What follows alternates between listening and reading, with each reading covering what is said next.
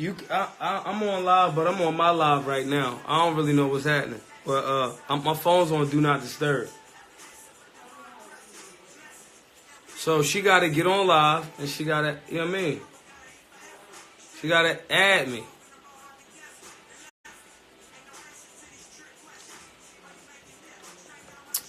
What's up, Solutionaries? Boom. There you go. Let me see if I can get Tayla in here now. Peace and blessings. How are you? Can you hear me? I can hear you. Okay, cool. Am I sideways or upside down? Yes, you are. Is that going to fuck with it? No, I'm good. All right. Is the music too loud? No, I'm good. All right, cool. What's up? Long time no see. Long time no see. How you doing? I'm wonderful. I had surgery on my face a couple days ago. Should I ask? No, not like no, like I got some teeth pulled. Oh, Yeah. I had surgery 4 months ago and gave birth. Wait, okay. I was gonna say, should I ask? I brought life into the world. Look, I was about to be like, yo, what you was in the Dominican Republic? Like you was doing the whole. No, not this year. Well, first and foremost, let me say congratulations because you have made amazing strides in the last 2 years. Last time we saw each other, Boston was up in arms about, why do we need guns with all the violence? So we're not Chicago, but we have a lot of killings taking place in the city of Boston. We lost a lot of lives this year. And there were a lot of bystanders that were hurt due to firearms that weren't part of gangs, weren't part of any drama or what have you. So we have a lot of advocates here in the city of Boston that are against firearms, that are against guns, and are more so like, why would you promote an event like this when we have so much violence going on in the city already? Right. So I guess that's the first question is, when you look at Boston, and we're not the only one, when you take a look at New York, and even I lived in Birmingham, Alabama, which is crazy right now. The suburbs is now the hood when it comes to violence.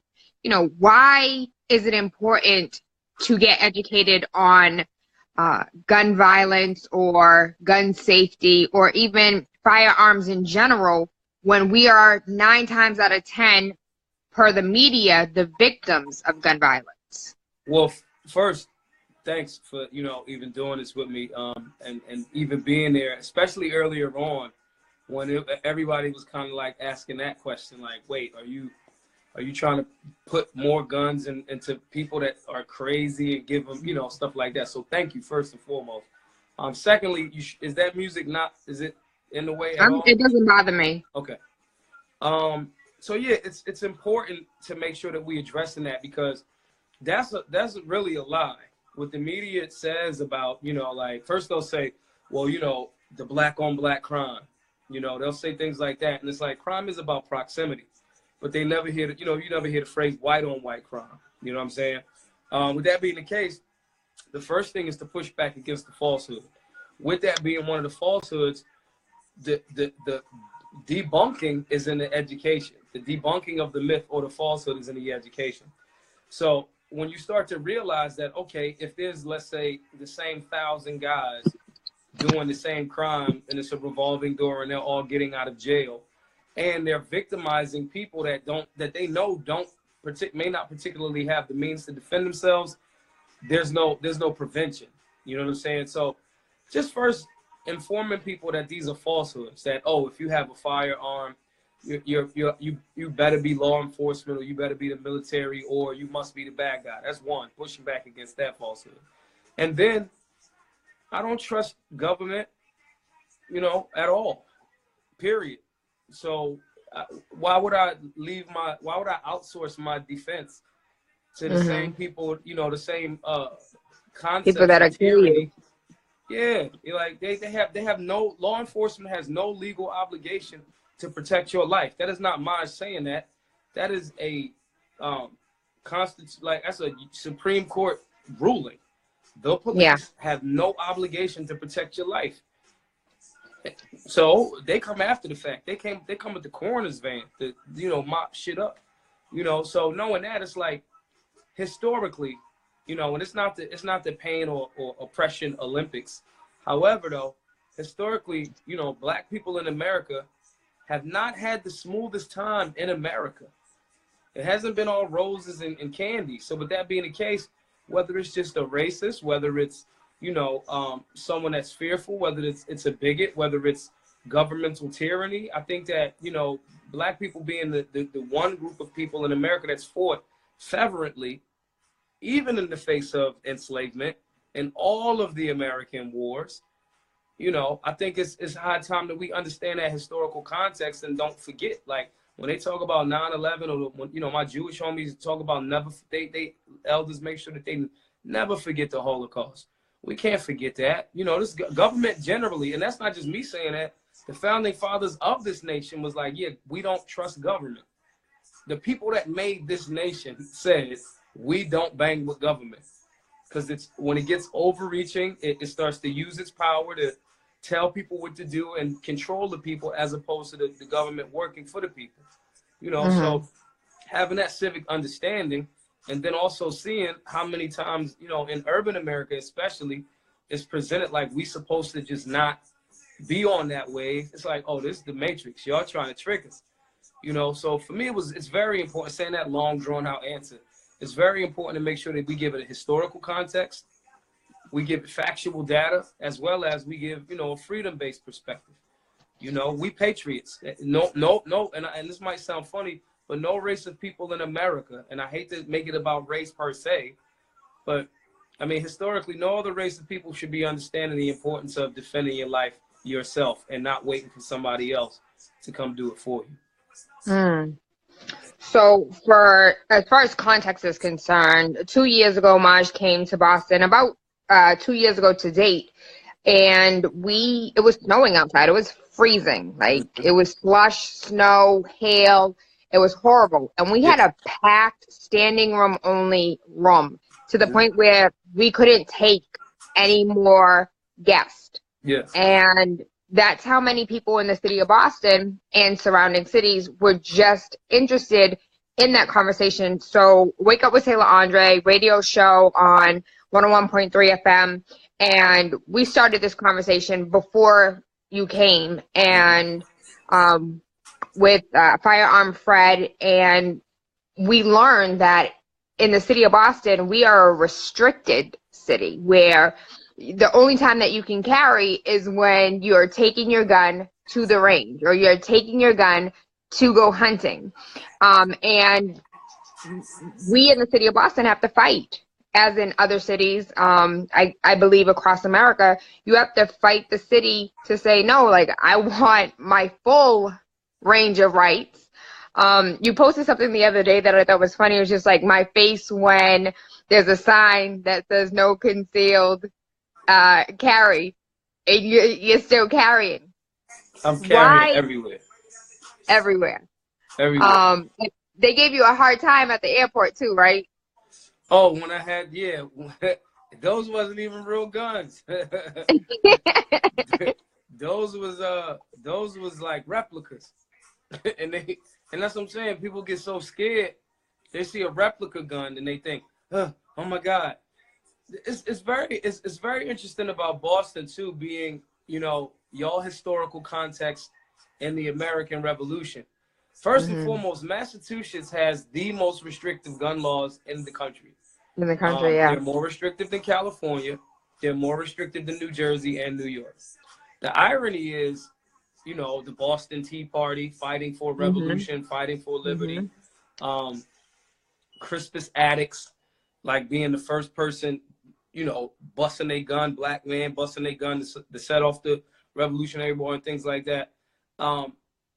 That's a clear-cut contradiction. And if you follow me on social media, you know, that's one of the biggest things expose the contradiction to the maximum degree. The fact that we're in a space like Massachusetts or Boston more specifically that has such a historical framework in the founding of this nation, fighting against tyranny, using firearms to do so, to the point now where you got to ask to do everything. Free men don't ask permission. Free women don't ask permission. That's why the founding fathers wrote these documents a certain way. And I know some people might go, well, you a black dude. Listen, it's a human right. Those guys just wrote it in a manner where it says, these are enumerated human rights that every being has the right to, and these things have nothing to do with government. That part is the part that is going to resonate with the hood, and it has, like you said, it was a snowstorm, and it was packed in that joint. You know what I mean? And so being in that space and being in even places like Philly, where I'm from, like Philly's the only city in Pennsylvania, Pennsylvania is an open carry state, meaning you can purchase a firearm and carry it, you know, just open air. But when you're carrying in Philly, you're supposed to carry concealed based on that rule. They made a statute for the city that supersedes state constitution, which is unlawful.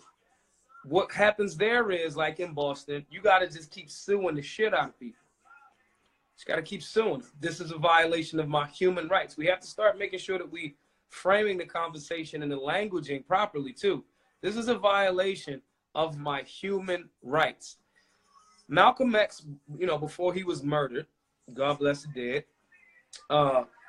he was taking the United States to court, an international court, in the United Nations, for their fair, unfair, and racist practices towards black people in America in a national forum. He was right. The way that we were treated at that time, physically, lawfully, right, was a violation of our human right of movement, our human right to defend our life, so forth and so on. Now, I'm a huge fan of Malcolm X, especially post-Mecca Malcolm X, when he evolved and came home and understood it ain't about the white devil per se. It's about your own personal, I have a right to exist and stand as a human where and when I choose to. I pick up where the elders, or attempt to pick off where the elders left off, not where they started. So this is a conversation of human rights. This is a conversation of, like the founding father said, these are rights that we have, the natural and human right to defend our lives in the most productive and potentially dangerous way possible, which is personally now a firearm. Whether it was a rifle then or an AR now. Y'all Attorney General, or I think she might have. Maura Healey, not a fan. Yeah. Not a fan. She just like reinterpreted the whole thing to whole whatever she felt like. You know what I mean? And so and that's going back to the conversation of government. We gotten so in a point where we so soft that our elected officials feel like they tell us what to do, and we're supposed to tell them what to do. And that's why the Second Amendment is the teeth of your human rights. That's why Boston, being in that space that is known for rebellion, that is known for rumbling, Philly, Rebel City, places like that, we got a lot of light of fire back under each other to make sure that we're getting some fear popping. And that also means you have to be okay with violence. You know, the American government has never had no problem with violence. We are historically the only, and I say we because we all live here. We are the only nation in the world that has used nuclear arms on a country. That was us. Even though we're trying to sanction everybody else and so forth and so on, that was us. We dropped an atomic bomb on Japan twice, Hiroshima and Nagasaki. So saying all of this to say, we have to understand that violence is politics by different means.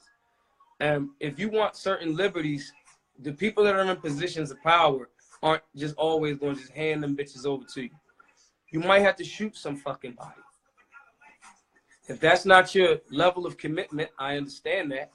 But understand that the people that are using firearms to continue to make sure that you're subdued, because they got guns, they're trying to make you docile and timid, not understanding the Second Amendment and your human rights and how those documents were framed and things of that nature. Or they're telling you because you black, you're not supposed to. Fuck what I'm supposed to do. We ain't playing by none of them rules. We playing by the rules of life, liberty, and the pursuit of property. You know, I'm going to be in control of me. I can do whatever I want with my body and my property. You're going to be in control of you. You can do whatever you want with your body and your property. That's it. We've just gotten away from that on purpose, though. They've convinced us that it's not supposed to be that way. And that is not what the founding documents or the framework of this country is based on. And we just got to get back to that. So going back to the Constitution, as far as the Second Amendment is concerned, California just recently came out and said that they are going to limit the amount of guns that citizens can purchase up to 1 per month. Yes. Is that legal? Is that lawful? So it's a key distinction that you just made there. Legal, lawful. Legal. So when something is illegal, it violates somebody else's personal property or their physical body. That's an illegal action, right? An unlawful action is something that breaks a statute, right? So they said don't jaywalk. I jaywalked, right? It don't hurt nobody. It don't hurt nobody's stuff.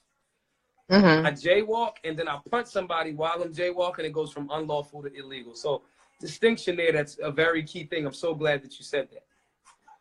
So it's a violation of your human right to own property when that happens. So it goes from a statute that they make as unlawful or they consider unlawful, but it becomes a violation because you're telling me how much property I can have and or own month to month. So it's not only unlawful, it's if you do it, if you buy them, you know, it's unlawful. But the fact that they created the statute, it's illegal because it's in violation of you. I think, you know, to simplify it for people a bit, we got to make sure that people understand that, again, this conversation and the founding fathers were talking about natural rights. They didn't have all of the statutes and laws that we have now. And there's on purpose, they did it that way. It's not supposed to be that many laws. At the end of every law, there's a governmental body person or group of people with a gun to potentially kill you for not like following the rule. That's what the end of a law is if you don't follow it. So the founding fathers to this place was like, yo, we need to limit like all of them laws because we don't need, if you don't pay your parking tickets and then they come to tow your car and you got your gun and be like, you can't take my car. Then they call police, i.e. somebody with a gun, to potentially come kill you because you didn't want them to steal your car for some arbitrary rule that they made up saying that you can't park here when that parking there doesn't violate somebody's personal property. So my point to that is they're making these things, they playing with word games and spelling. They saying, yeah, we're just going to make this up. There's no due process of asking the people anymore, hey, can we make this a rule, y'all? They've convinced us to be like, yeah, we're making this rule. Me and my homies are the political people. We're going to push it through. Y'all are now subject to it. That's the difference between citizens and subjects. You know, so when they do things like that, like in California, everybody's so high in Cali and taxed and like just trying to make it that they're not really paying attention to thinking about overthrowing that bullshit. Okay, so I'm from California, not really, but I'm from California. I'm listening to this conversation. What's my next steps? What can I do? What rights do I have? What would you suggest I do in order to push back on those that I'm in charge. I'm the taxpayer, even though I might not be getting my tax return. You know, taxes still being taken out of my check. I'm the one who's in charge. What am I supposed to do? If you're in California, you get with the Firearms Policy Coalition. They're based out of Sacramento, the capital over there. Firearms Policy Coalition is just like what Com2A is in Massachusetts. They're a gang of lawyers that wait for the government to play themselves, like they shouldn't, but they do, and they sue them. And they hit them in the pocket, and then it goes to a judge. And then when the lawyers, because clearly these things are horsewash, right? The judge goes, yeah, you guys tried it. You tried to make a rule that wasn't right, and it potentially it violated human rights. It violated natural law. It violated state constitution. it violated the overall Constitution of the United States. So yeah, no, that bill gets tossed out. And you have to compensate all of the people that were affected, their property, their well-being, their time. You have to now compensate those people because you made this unconstitutional rule, and now you're liable for that civil misstep. We are not suing people enough. Fuck shooting people. Sue people. People in this matrix respond to money and violence. So if you want the double whammy, you attack their money violently. Lawyers are good attorneys that are willing to go rumble and sue, not just take a deal, not just take a plea bargain. Lawyers that are willing to sue are what we need in those scenarios. So all of the citizens of California should be getting with lawyers, getting with organizations like Firearms Policy Coalition. Brandon and those guys over there are really, really good people that want to be in the fight, that are in the fight of consistently. All they should be doing all day, which they already are, they just don't have a ton of resources like money. We should be giving them like $10-20 million. So all they got to do is wait for them to play themselves so they could draw up the thing, draw up the play, and go execute, and then divvy the money out to all of the people that was affected. That's what the answer is. If you don't have a lawyer right now, if your level of commitment is a certain level, get arrested for it, because then that shows that you were affected by this unconstitutional anti-human rights statute. Now, everybody might not want to take that level Pay of me commitment. triple damages. Huh? And you have to pay me triple damages. Right. You feel me? Everybody say, well, who's going to do that? Well, we all got love and respect Dr. King. They was doing it. They was getting arrested. And they wasn't even getting arrested for guns. They was getting arrested because, hey, we kind of just want to like be here. We want to be able to exist in a space where we're not violating somebody else's property just for being there. You know what I'm saying? So we got to ask ourselves, what's your level of commitment? We talk all this gangster shit. You know what I'm saying? We talk all of this tough guy shit, all of this patriot shit, you know, so we got to be in that space. But the people of California, that's their answer. They got to sue. They got to sue. So a little bit on the personal side. Prior to hashtag Black Guns Matter, who was Maj Toure, and where did, you know, is that Dunkin' Donuts speak? Yeah, absolutely. Absolutely. I thought it was just a New England thing. No. Who were you prior to Black Guns Matter, and what prompted you to move forward in the manner in which that you did? To now, and first and foremost, I have to tell you that I absolutely love wearing the sweatshirts, because Massachusetts, as we know, is hella not diverse. Well, and I make people uncomfortable everywhere I go. One or two things, or maybe two things happen with the shirts on. You get the mad face, or you get dialogue. Yeah. What does that mean? What does that mean? Is that like not Black Lives Matter? Is that like, what do you, and it's great because it creates a conversation that's needed. You know what I'm saying? But before Black Guns Matter, I was a drug dealer. And, you know, I sold bootlegs, I sold weed, and amongst other things. I've always done sales. But outside of that, I was kind of a bit of a scumbag. Like, you know, let's just rob them. We robbed people. I never robbed, like, old women, or, like, I would just rob dudes that was hustling. That was my justification in my mind. But it wasn't really okay, because you're still taking somebody else's, however they came about it, even if you're saying, oh, well, they drug dealers, so it's cool. The war on drugs is farce. People should be able to smoke or drink whatever silly shit they want to put in their body. Who am I as the government to tell them, no, you can't? When cigarettes, I smoke cigars. So, like, cigarettes kill however many 100,000 people a year. So that one's lawful, but weed ain't. So the contradiction was there, but I didn't really view it that way at the time. So that's all I really did. But then you start seeing, like, the life expectancy, or the freedom expectancy rate of that, you know, over time is like, come on, man, at a certain point, this is probability, baby. Like, you got to know, like, that's just numbers. That's just science. So it's like, why not just put your life into something that is actually honorable. It's actually like gonna help you. It's gonna help your family. It's gonna help your children. You know, and then you know you get access to certain books, and that make your whole life shift. You know, when I was like 14, my uncle had already gave me like the ISIS papers and the Course of African Philosophy by Garvey, and you know, from the Browder Files, and now Valley Contributions to Civilization.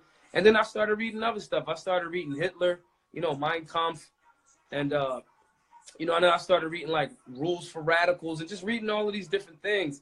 And then starting to get in, I always had an attachment to history, whether that was like African history or you know, American history and stuff, because the stories like in social studies class was always popping to me, you know. And I was like, damn, they just didn't even care. Like they just was like, yo, we don't like Britain no more. We gonna shoot them.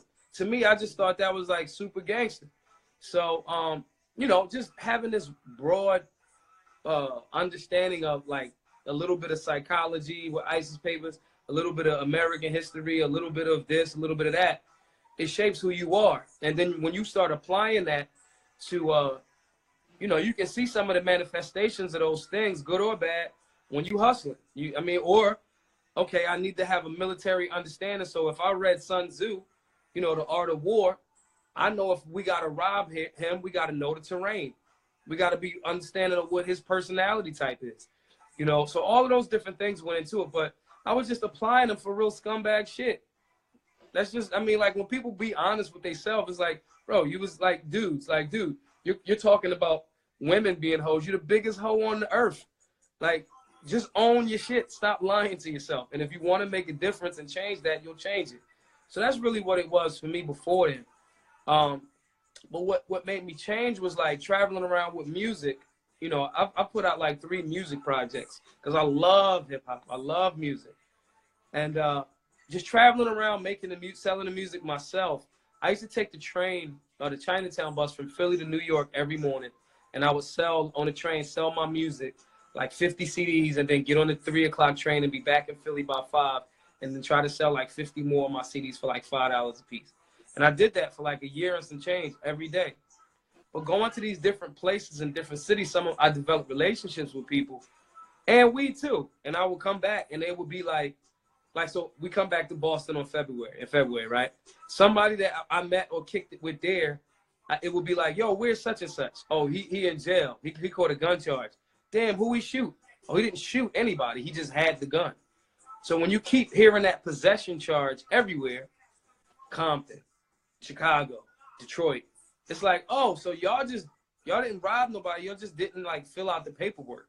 So I was like, oh, I got an answer to this. Because in going to all of those places, you see that it's the same thing. So then we in Philly, we started a license to carry drive. And just like Boston, it was way too many people. And people came from Jersey and other places and just was like, yo, man, we would love to have something like this in our town. And we just was like, all right, let's just do it in like 13 cities. And, you know, we did a 13-city tour. That's all this was initially supposed to be. It was supposed to be 13 cities. And we modeled that after the 13 colonies, the first colonies of America.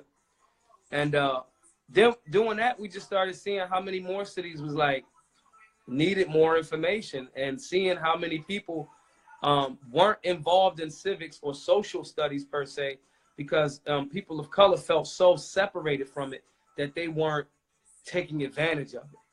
I think that piggybacks into my next point, as far as not being educated and not feeling like it's meant for you. So yeah. During that conversation, prior to you coming, after you coming, a lot of people felt like, and I don't know if there's anybody who's watching, but I had Boston Police Commissioner, then Police Commissioner Evans on my show, and he told me, as a single mother of 2 kids living in Roxbury, that I didn't need my gun license because all I had to do was call the police. Like, he didn't believe in the Constitution, and that every application hit his desk and he got the ability to confirm or deny whether or not you've received your license. And for me, that was infuriating. Mm-hmm. But it started the conversation where a lot of people felt like, you know, maybe I don't need a gun. Maybe it's not meant for me to have a gun. You know, guns are dangerous, I have kids,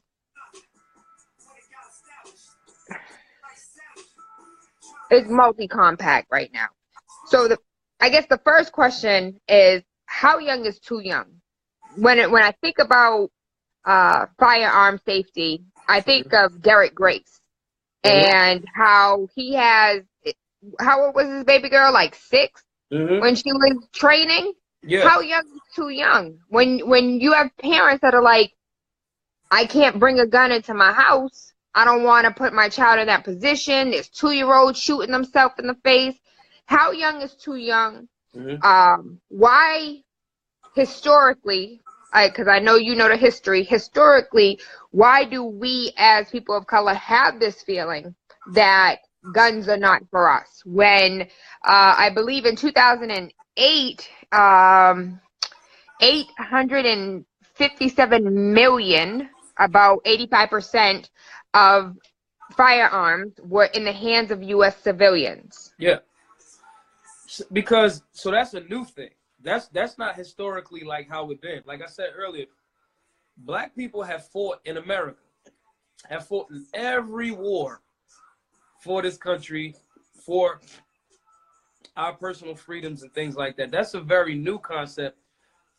They've just recently, you know, and when I say recently, I'm talking about like maybe 30, 40 years or something like that, right? We have a long and storied tradition with firearms in America.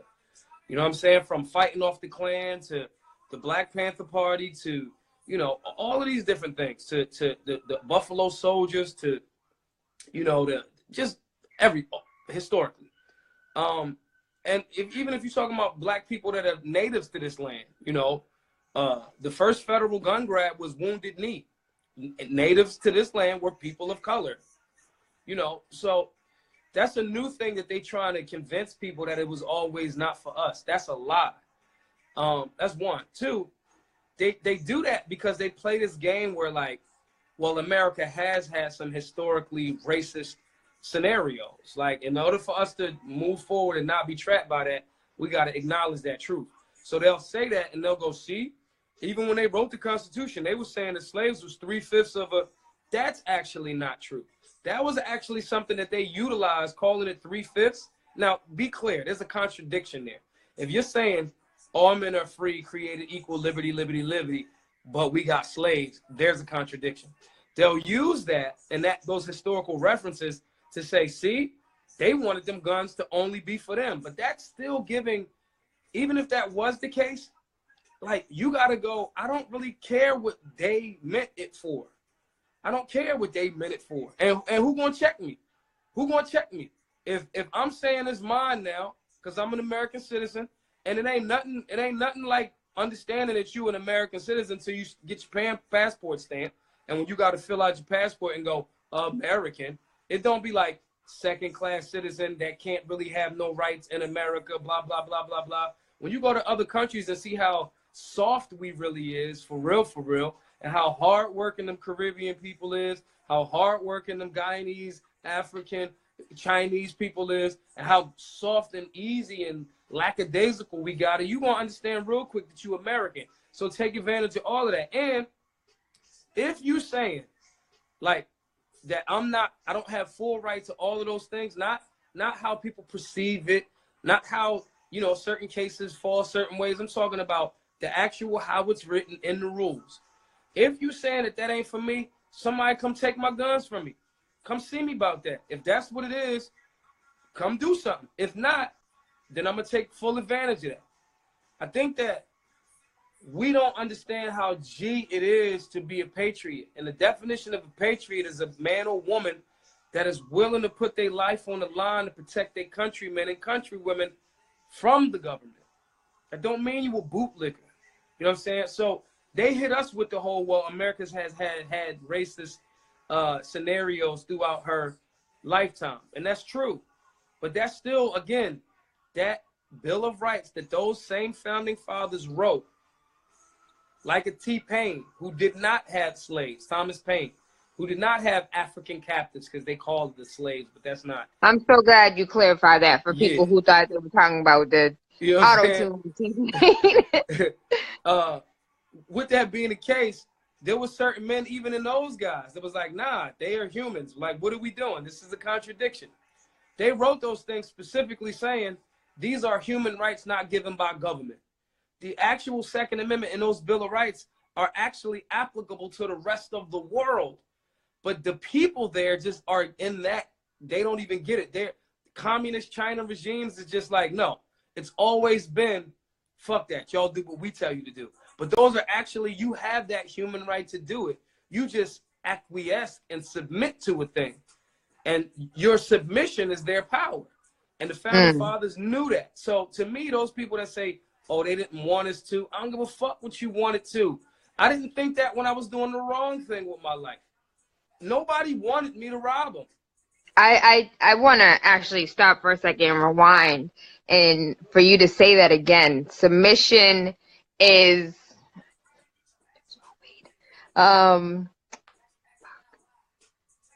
what did you say? Submission is oh yeah, your submission is their power. That need to go on a sweatshirt. I just want 10%. Yeah, got you. Look, all rights and will not be copywritten without the express written consent of Black as Mother and Tayla Andre was. You know what I'm saying? Yeah, your submission is their power. You accept that matrix. You was never a slave. You agreed to it. That kind of ties into the thing where Kanye was like, that looked like a choice to me. I get what he meant.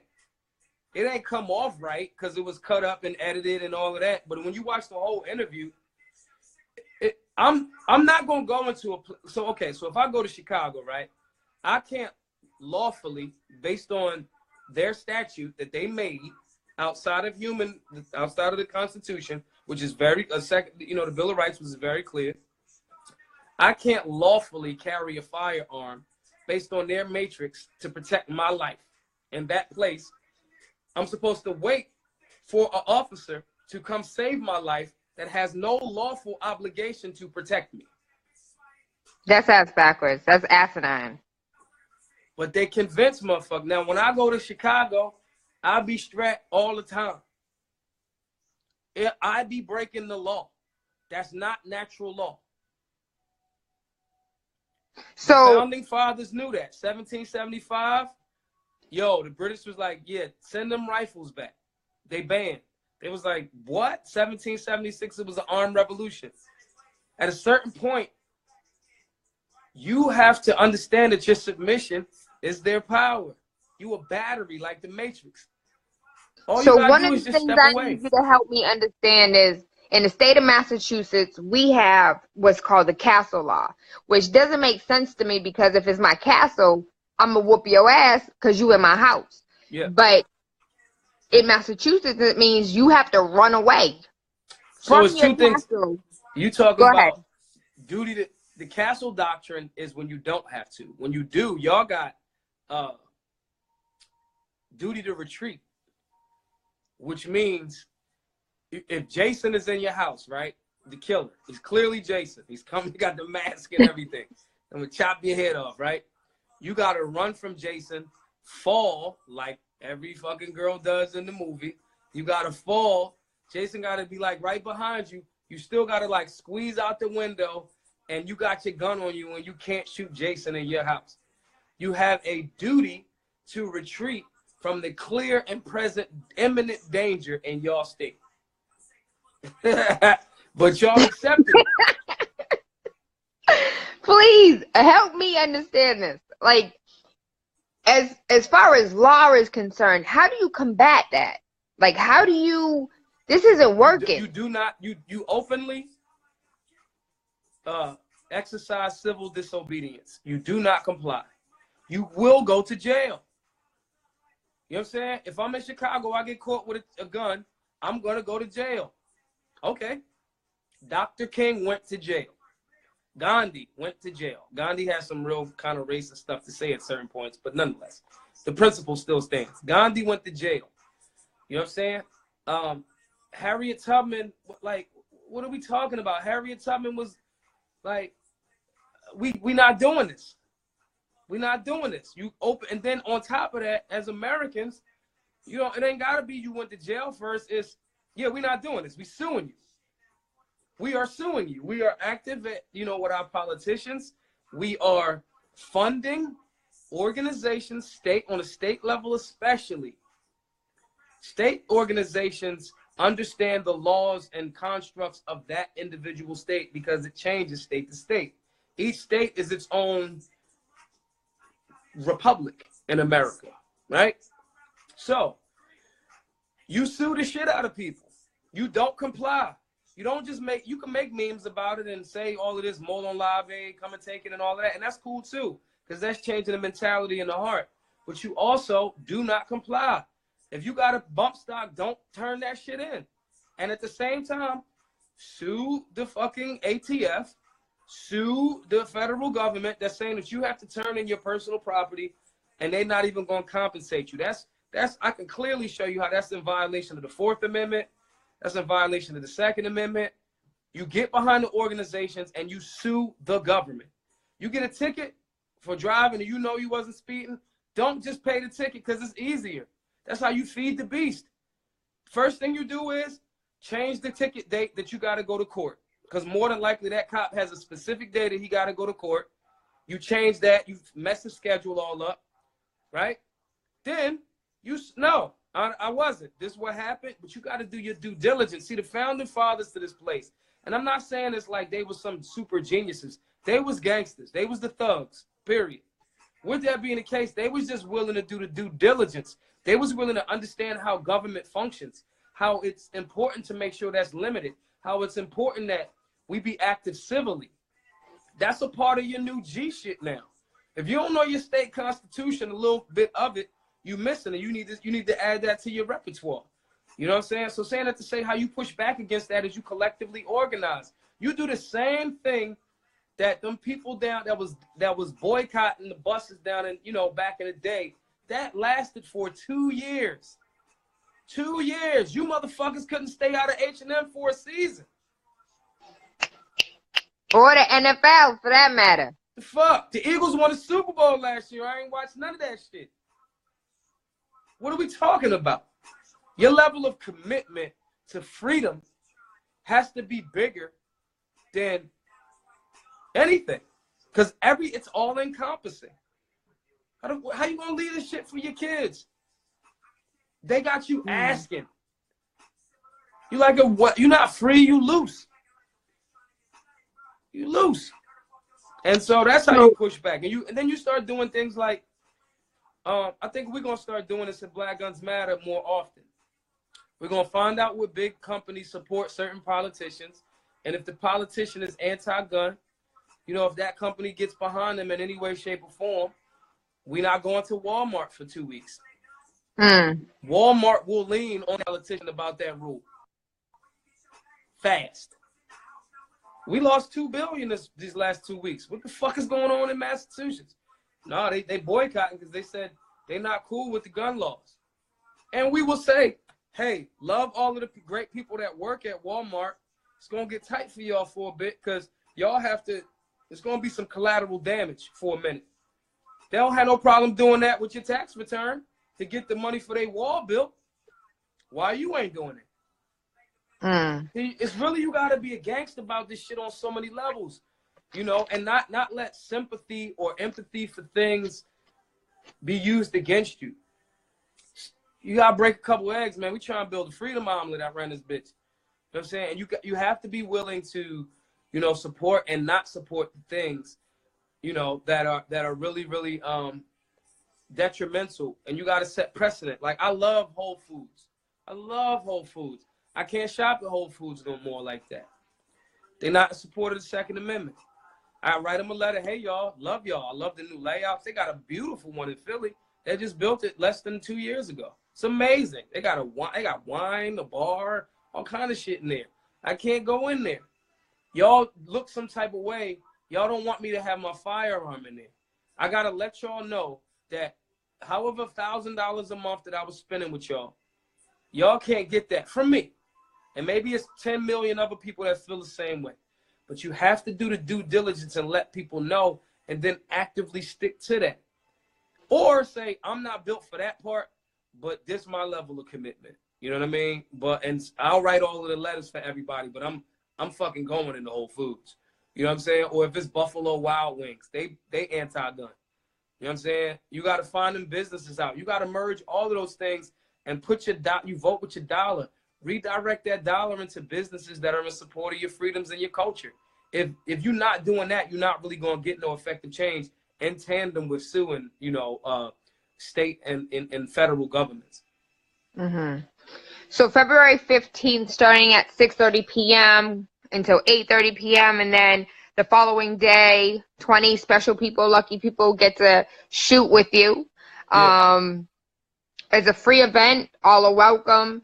I even went to the extent of telling people, yeah, bring your 16-year-old, bring your 14-year-old, because my 13 and my 15-year-old are going to be in the building. Yep. So definitely bring your young people out so they can understand and so they can know and they can get that knowledge so they're not 35 years old just now getting it, which a lot of us are. Yep.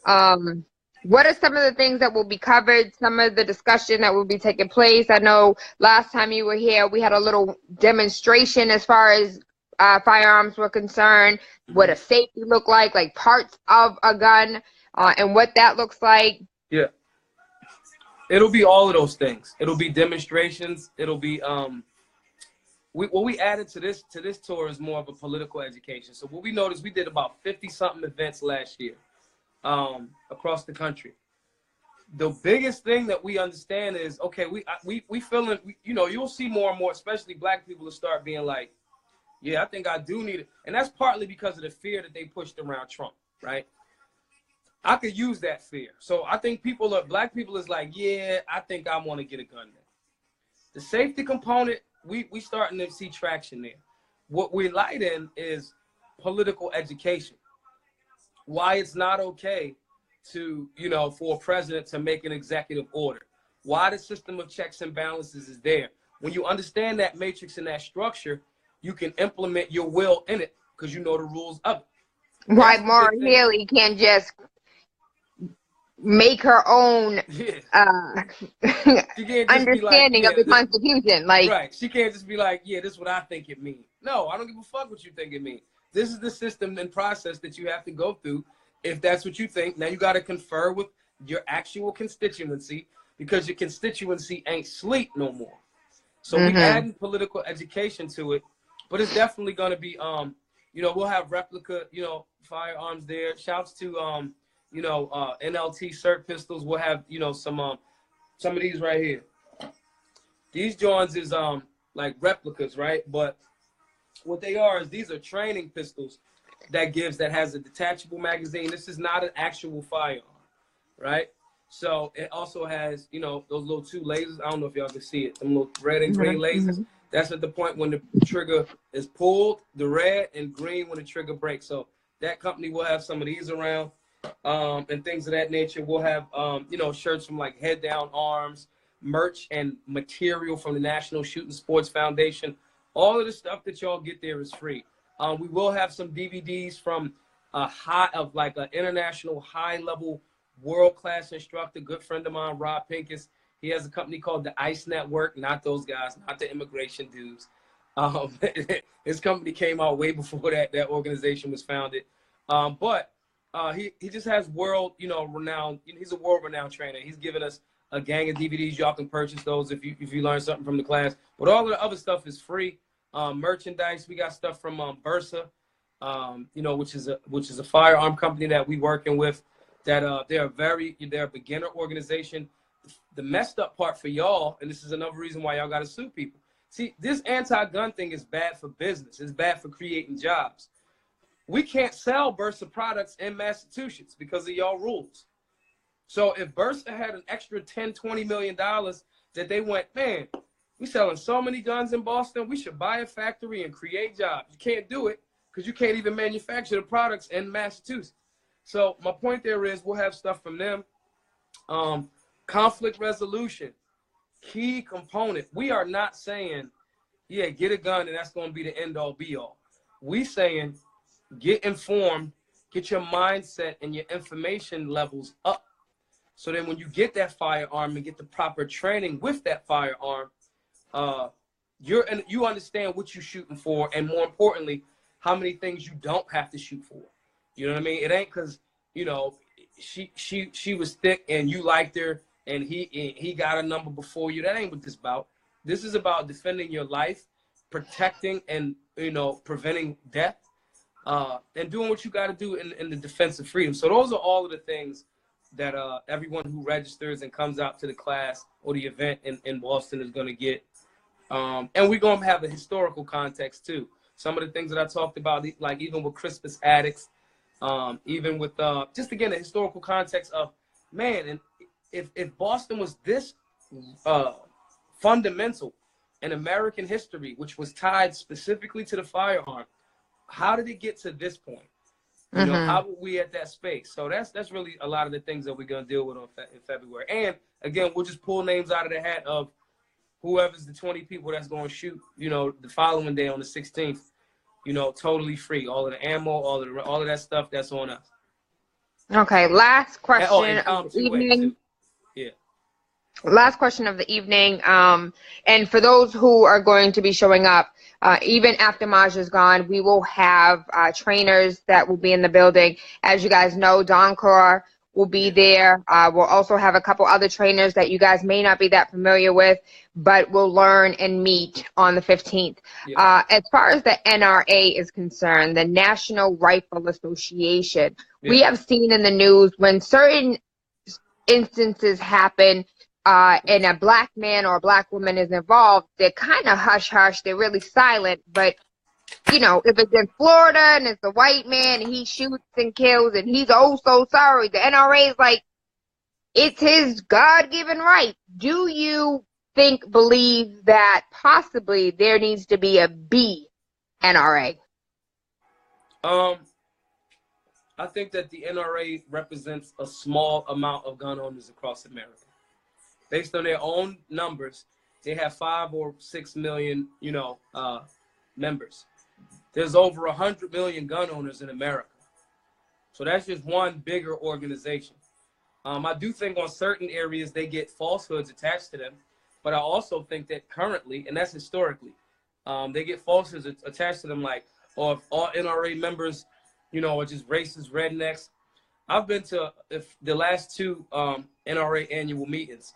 The rank and file membership, for the most part, is like some of the nicest people you ever want to meet. And they're like, oh my God, we was so waiting for, like, we didn't know how to get. We were waiting for y'all. Yeah, like we didn't know. And sometimes they'll try, and because the media or certain portions of media has created that racial divide, they'll use the NRA and say, yeah, he a member of the NRA, painting them damn near as the rank and file are racist. And that has not been my experience with the actual members. The problem is their board is slow and ineffective and does not know how to. They should have been figured out a way to support us. So, for example, right? And I'm just, again, I have great relationships with high-ranking people over there at the NRA. So I don't want to attack those individuals and my relationships with them. But my highest alignment is to the truth, though. When we ask for trainers for each city, why don't y'all give us a list of trainers in each city so we could piggyback off of that, and then, you know, whatever. They said they was going to do it. They ain't do it. They told me out of their own mouth. I ain't going to say no names, but yeah, we got you. When we was 50,000 light on our original goal of $150,000, when we was at maybe $100,000 raised, it was like, we in for 30. We ain't never get that $30,000. We just filled out for a grant for $12,000 to do classes in Pennsylvania. They told us our grant was okay, you good. Then they hit us up and was like, oh, well, actually, since you're not you don't have your 501c3 yet, we can't give you the grant. To me, it's just been a bunch of lip service. And that don't mean that they got a malevolent agenda, but they ain't come through on shit, you know, really on a bigger scale for my organization or for the people that I represent. They have not. So are you still working on a 501c3? Hey, we got fiscal sponsors and all of that. We got the nonprofit. We just didn't get, you know, that part takes a little bit longer. But yeah, it takes years and a lot of paperwork. Right. But you guys have, I'm saying that in the sense of, do you, from your followers, do you need anything from them, or are you good? everybody could please donate to the work and pay it forward. Like, you know, hop on the GoFundMe. We've raised over $150,000 from y'all, the people. You know what I'm saying? The folks, not like big and people that, again, shouts to the, because I don't want to you know, make it painted like, you know, people that run big companies ain't support. You know, Marty Daniel from Daniel Defense gave $5,000. The NSSF gave $10,000. Pete Brownell, that used to be the president of the NRA, of his own pocket, donated $5,000. And then like 2 weeks ago, when we reopened it for this 2019 $50,000, you know, thing total, he donated $1,000 like the first day or two. But these are individuals as individuals. So I don't want to front, and I'm not going to front on people that put their money where their mouth is. But at the same time, I got to tell the truth. Like, you know, they ain't really, you know, to me, the NRA right now they're in a weird predicament, which is they getting attacked on both sides. They're getting attacked from the gun community for their ineffective fighting against certain like red flag laws. They championed that. They was down with it. I'm not going to lie, period. Red flag laws are not constitutional. Red flag laws are where if I say, Tayla crazy and she got a gun, if I tell the police that, they do some no-knock raid shit. They just did it in Baltimore, right? And the old head got shot and killed because somebody said, yeah, he kind of weird and he got guns. That is not due process. It is not due process. That is not the system of checks and balances.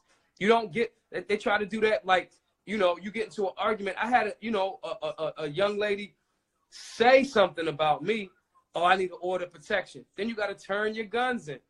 And that was going to be like my piggyback question as far as getting restraining orders against you and how you have to turn your guns over and your license is damn near suspended. You have to go back and reapply and like all that money is gone. Money, power, time, resources. So, you know, when organizations support those types of things, I'm like, I got to say, nah, that part ain't cool. But they have done things for me as an individual. Like they gave me a booth last year, and I ain't knocking that. That's a great thing. I wound up giving it to other people that didn't have a booth so they could sell their merch, you know. But you know, they just got to kind of catch up with the times if they want to stay, you know, viable. So the people that want to support the people that's doing the work, if they want to support our work, I want y'all to make sure that y'all, especially the people in Boston or Massachusetts in general, get with COM2A, COMM, the number 2 and A. 2A. Mm-hmm. Support them. Support, you know, organizations like that on the state level that's willing to do that fight. And they don't have the same amount of resources that an NRA has, but they doing comparable work, and they not compromising on, you know, your Second Amendment rights. You know, the work that we doing, man, we trying to hit 20 cities this year, and we doing less cities, but we add more to each event. You know what I'm saying? Mm-hmm. So it's gonna cost us about 50 grand. Please pay it forward. Even if you a gun guy or a gun woman and you know a lot of stuff and all of that, that's cool, but everybody else don't know everything. So GoFundMe.com/Black Guns Matter. Donate $50, 500,000, $5. It don't matter. Okay, and for the gentleman who asked the question about how is the NRA representative of 5 million when there's 100 million gun owners in the United States, we're going to get that question answered when Maj comes February 15th. How Absolutely. Is the NRA so big when they only represent such a small portion of gun owners? Any other questions, comments that you guys may have, you can always slide in the DM, mine or Maj. And I probably have less followers than him, so I might have a little bit more space than mine. But all your questions will be answered on February 15th from 6 p.m. to 8:30 p.m. And make sure all the information as far as parking is concerned, the location is concerned, is on my Instagram, Facebook, TaylaAndre, and that's everywhere. I'm going to go ahead and download this, add this to our YouTube, our Facebook, as well as our LinkedIn. Yep, I'm going to do all of the same. Y'all, at Solutionaries, when y'all see this live, go follow Tayla Andre. Ask her all the questions. Don't ask me. I'm never going to answer you. No, I'm messing with y'all. But yeah, go Peace follow and her. She blessings. good It's a pleasure to see your face. business. Thank you. It's good to be seen. I was out of it. I mean, listen, it's swelling going down, but it was rough. It's all right. It's all right. Well, I'll see you in a month. For sure. I'll see you then.